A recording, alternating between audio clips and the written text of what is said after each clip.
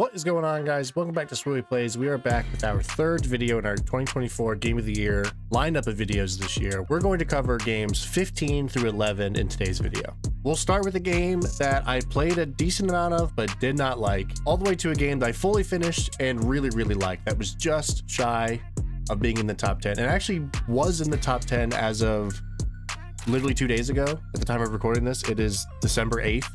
Very last minute final new game that I played that worked its way into the top 10 to just kick out the 11 spot game for making the top 10. But let's get right into it. All right, we have officially hit the I played this game more than once and or for more than an hour portion of our list. We have also hit by far my biggest disappointment, MLB The Show 24. As I've said in the past, I have played way too much of this series in my life.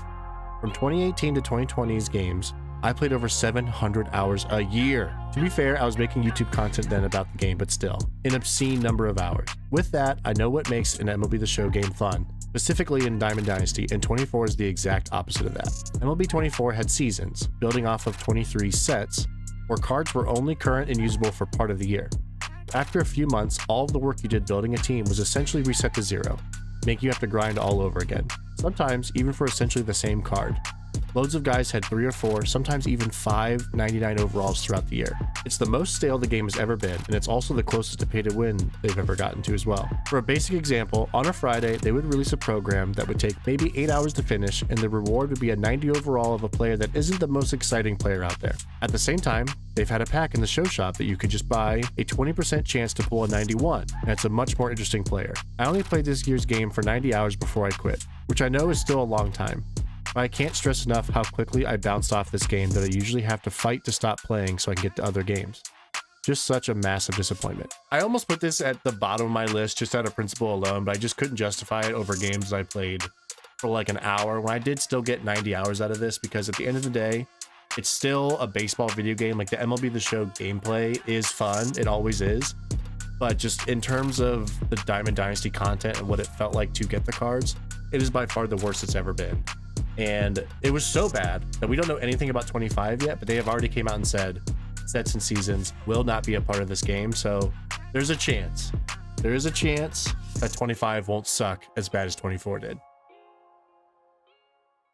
Blade really made some waves this year in some really weird ways that I don't even want to get into, honestly. Let's just say a lot of nerds got a little too excited about this game and tried to pretend that it was some very highbrow art and not just a game with a hot protagonist by design. The game itself was actually a pleasant surprise, however. The gameplay is similar to Jedi Survivor in that it approaches that Soulsborne style combat that I don't normally vibe with. Very parry heavy, very difficult, with responding enemies when you heal. I just don't usually play sci-fi games much, and to be fair, I only played about 4 hours of this game. But the reason I fell off was mostly my fault. I was playing this game around the same time as a few other games, and this is absolutely a game where once you start it, you need to see it through. Once I fell off, I tried to come back and I had lost the muscle memory, unfortunately. I was really close to just starting it over completely to give it another shot, and if I would have, it would be higher on my list. I honestly can't really even speak on the story because I didn't get very far into it, but the enemies were so strange and in the same vein as a game appearing later on this list, and I just know this game is worth a shot, especially with the price drop as time passes. When The Legend of Zelda: Echoes of Wisdom was announced earlier this year, I got very excited to have a new Zelda game to play, especially with the fun twist of playing as Zelda. I was so excited, in fact, that I bought and played Link's Awakening, which I just realized now, as I'm reading my script, I didn't talk about in games that came out not in 2024 that I played this year. Unfortunately, I enjoyed it more than I did my first 6 hours of Echoes of Wisdom before I ultimately fell off. The main mechanic of this game is that Link has been trapped in another dimension seemingly, and it's up to Zelda to save the day. She learns to harness the power of echoes from a mysterious being named Tri, where she can summon copies and items and even creatures she has seen in the past to solve puzzles. It's an incredible idea, and I think I was just getting to the point where it was going to really take off when I fell off. You don't fight as Zelda, but instead can summon other creatures to fight for you, plus another method that I won't spoil that comes in later. It's actually really fun spawning a couple moblins and watching them kick the shit out of another group of moblins. We're solving platforming puzzles with all sorts of different items, and by that I mean beds. Just spawn a bunch of beds and you will solve 80% of the problems this way. If you played this game, you know what I mean. This method was fun, but I honestly missed the more traditional Zelda format, at least in the way of combat, after a while, and I think that's the reason why I didn't stick with it. I feel like my lists so far this year have been a little more negative than I would like them to, but I really don't mean it to be that way. This was the biggest example of just I fell off. I just stopped. And I feel like we all have that with games where we're just like, Why didn't I play more of that? This game came out when Tiff and I went out to California to visit her family, and I played some of it like on the plane out there at the very beginning of the game.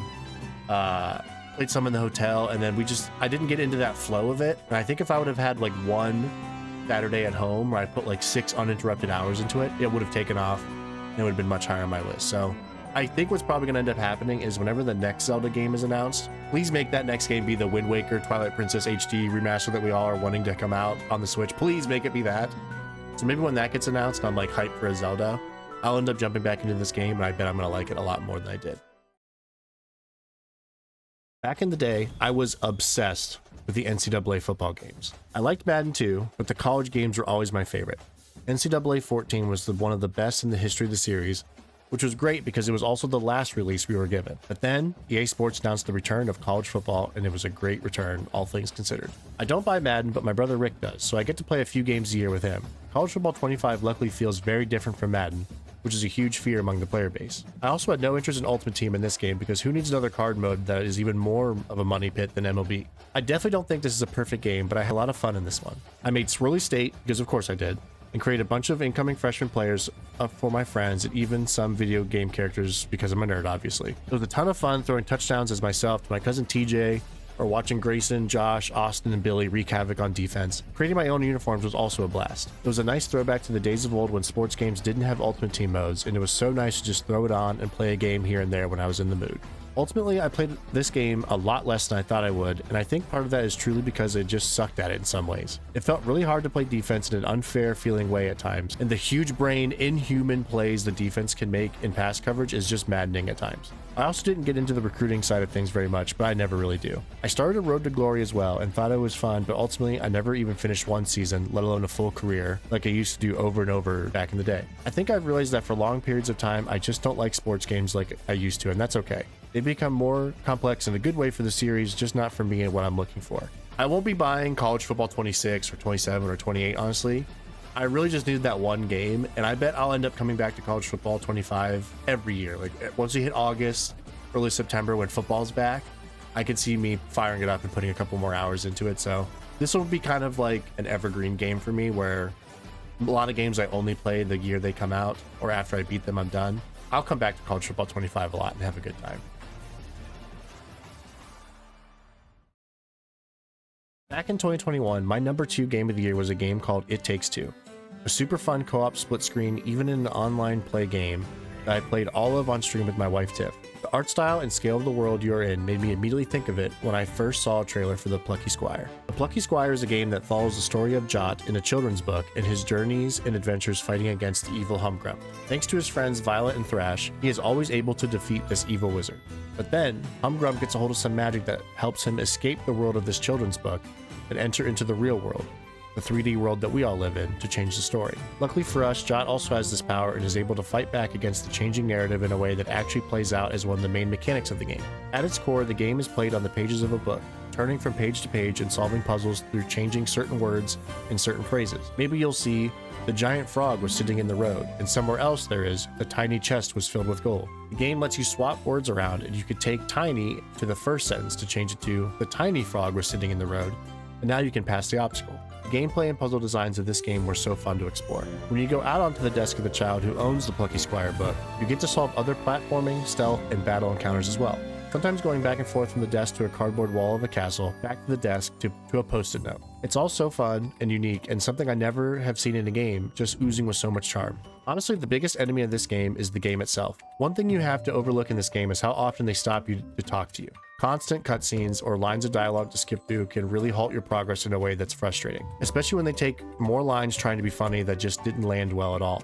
None of these complaints about this game that I mentioned kept me from finishing this game in one long sitting on a Saturday. It took about 8 hours or so to beat the game, and I'm really hoping that they get another shot at like a Plucky Squire 2 and can address some of those issues, because a lot of them were like strictly design choices that they could just not do, and the game would be a lot better for it. So it's a cute game. Give it a try. I believe it's on Game Pass, but it's also not a very expensive game.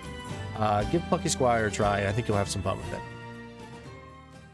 All right, guys, we've made it. The top 10 which, as I mentioned in the first of these videos, 10 through 1 are going to be back to the individual video uploads. So get ready for the next video to be just my number 10 game of the year, and then we're going to build up to very illustrious 2024 Swirly Game of the Year. What game is going to join the likes of Ratchet & Clank Rift Apart, Pokemon Legends Arceus, and Final Fantasy 16? What's going to be that fourth big Swirly Game of the Year? Keep watching to find out. Thank you guys so much for watching. Please be sure to like and subscribe. And until next time, listen to my dad, and I'll see you in the next video.